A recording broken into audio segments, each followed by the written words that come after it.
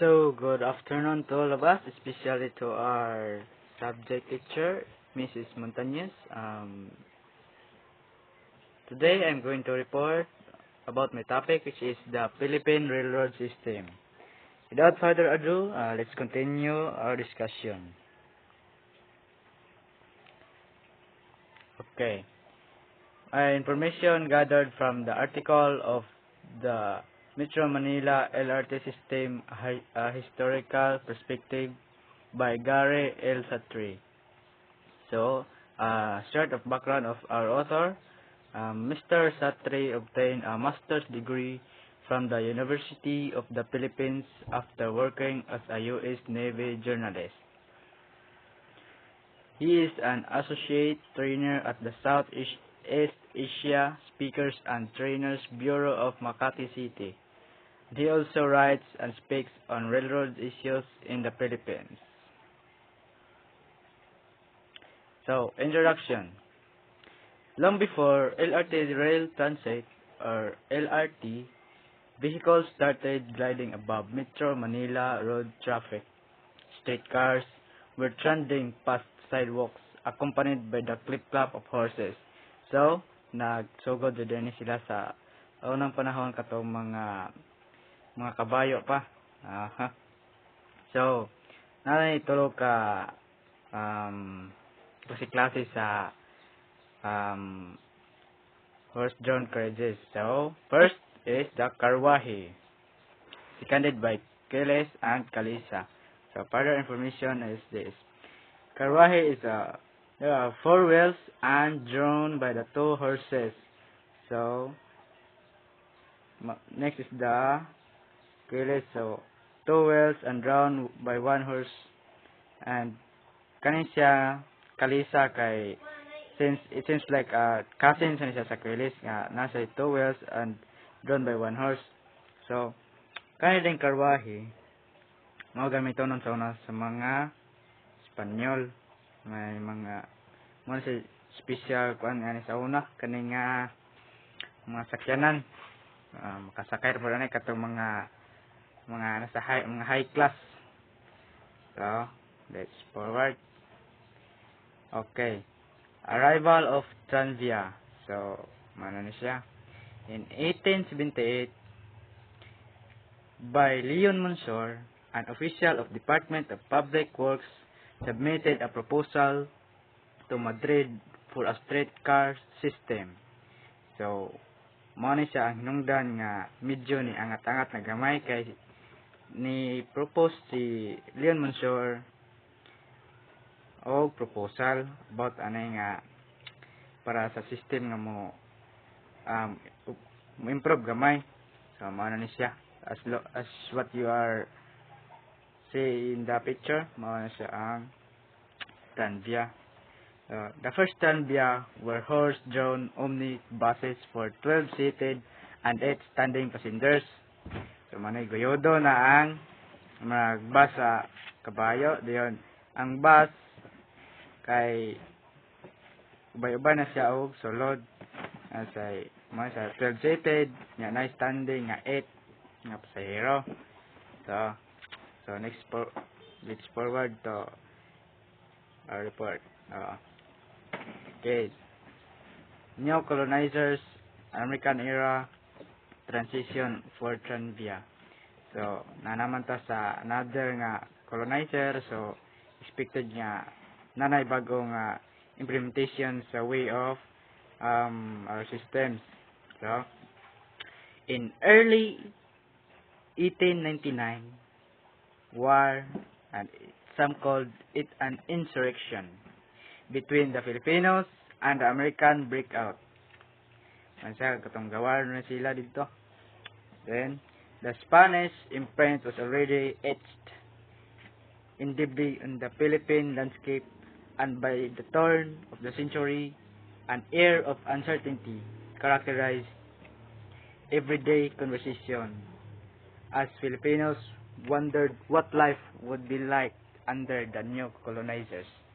So, we as Filipinos,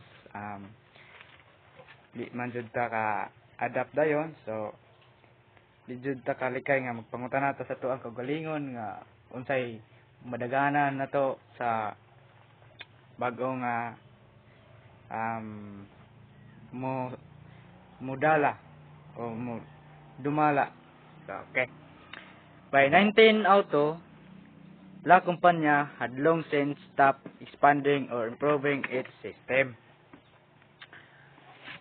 Manila city officials blamed slow economic growth and population congestions to the antiquated horse car system and poorly constructed, unsatisfactory, and generally undesirable system of public vehicles. So, mato, naobserbara na sa mga officials. Sa ilang panglantaw, they observe that the way of transportation will lead slow and economic growth. So, para sa panglantaw nila, magduga jud ta moangat ani. Manay mga unsatisfactory, undesirable system.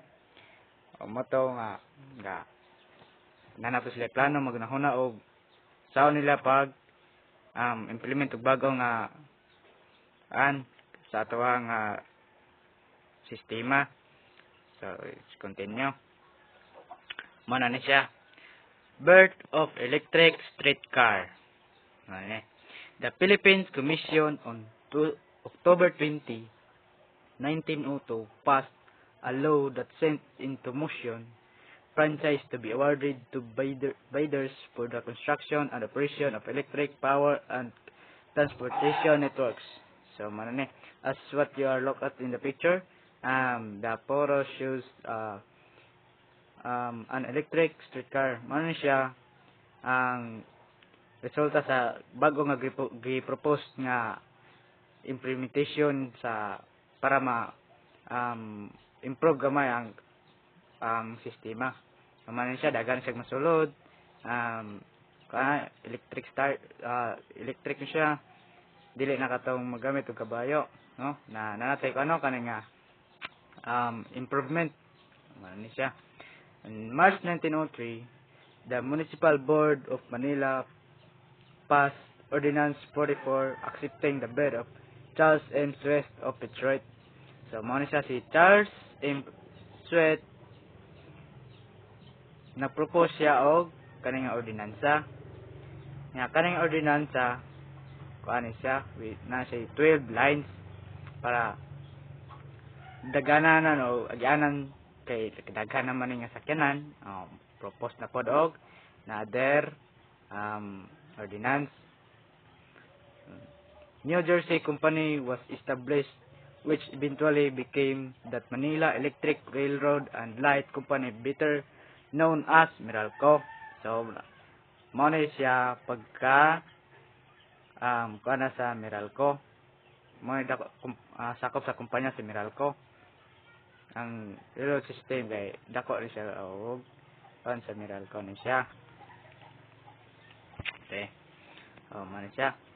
Philippine Commission allowed Meralco to take cover the properties of La Compañía de Travias. So, giturn over ang kumpanya sa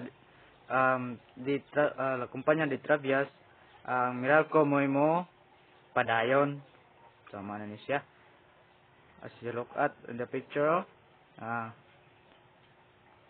na powered by Meralco ni sila kaning buses, lane.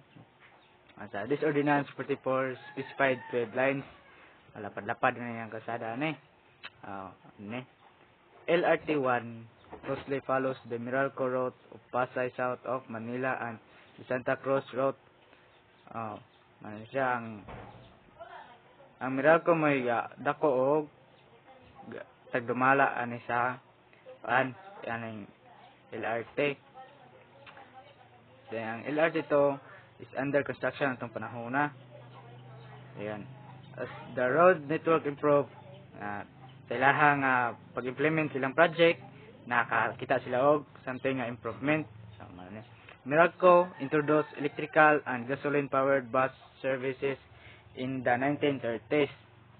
Man sila, tagas lagi propose nga mga items o mga para ilang negosyo din para makakuha po ta sa tuwang needs, guwan sa to, katabang pa rin na to. So, ano siya na yung mga gasoline, gasoline powered bus services. Siya mga improvement from the past. So, nagkahinan ka-improve ang tuwang sistema. So, next forward. Literally raising public transport to higher level. In October 1981, construction of the LRT line got underway.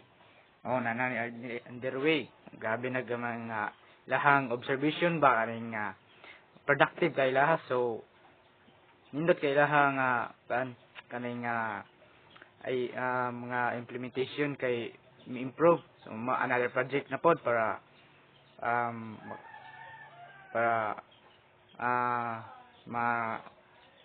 punta. So, in 1990, the LRT was showing premature aging due mostly to poor maintenance and overloading. So, sa kadaga na og kaning mga passengers, then ato ang mga transportation kay limited pa nga time.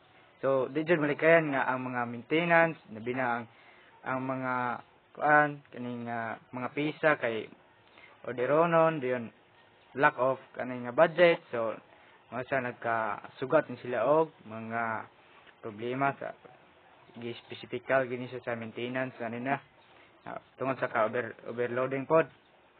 So man LRT2 is scheduled for completion in late 2001. So moto ang LRT ga build sila para maharuhay ang dagad sa sistema na pod. Moto build project something ana. So to